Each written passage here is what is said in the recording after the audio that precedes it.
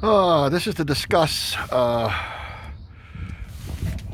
problems with the Subaru Outback, most prominently a callback WJ95 right here. This is probably it. Now this covers most Subarus up until late 2015, early 2016. Unfortunately, they decided not to honor it. They just basically gave up. Seems like honoring it for the later models of 2016, so you're stuck. What happens is most Subarus, the earlier models and all, previous years have a Y pipe, as you can see here on both sides of this thing, separate from the catalytic converters. But these particular ones, these years, through 2016, 2019, all that, have the catalytic converter built into the Y pipe, and there's a set of bellows. Now, I decided to take some pictures after I've done this job, but the bottom line is, if you've looked into this and you want to do it yourself, you're going to know what I'm talking about. There's some accordion bellows in here. It cracks basically on this one here, and on the edges, the first bellows crack because of flexing and have an exhaust leak. Now, in the state of Massachusetts, we have safety inspections.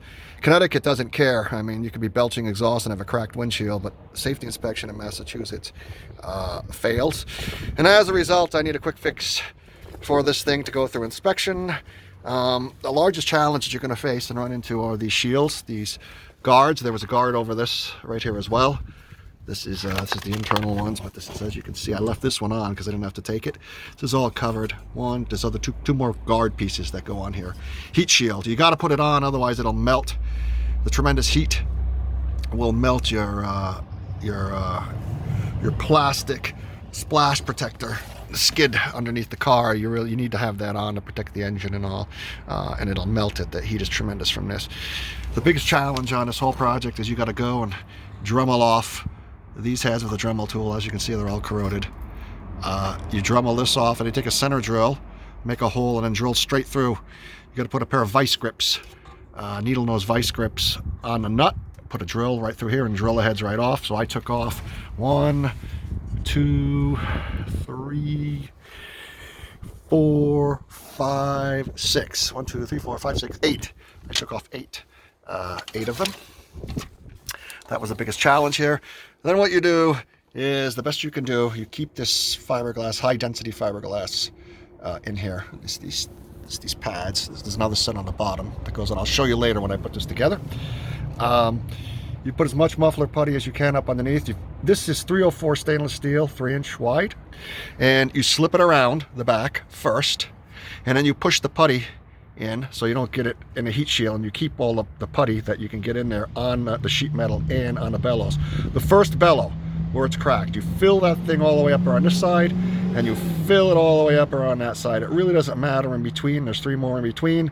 You can maybe do 2 bellows on each one. Pack as much of this stuff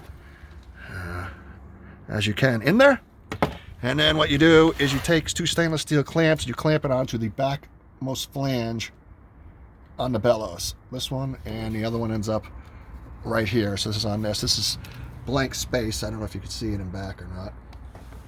Let's see if I can get up here for you to show. It's basically a lot of blank space in there on the back where it comes up to the bellows, but this, you want to just catch dead center each of the edge bellows. This expands and contracts a lot. So this is not a permanent fix, but we're going to see how long it lasts. And it should last a while. It'll last enough to go through inspection, that's for sure. Once I put the heat shields back on, it'll be pretty quiet. Those are separate shields. You do not need to take those off. They'll sit under. I'll show you when I put this back together. We're going to put some 304 stainless bolts back in on this and doctor it up nice in the next video.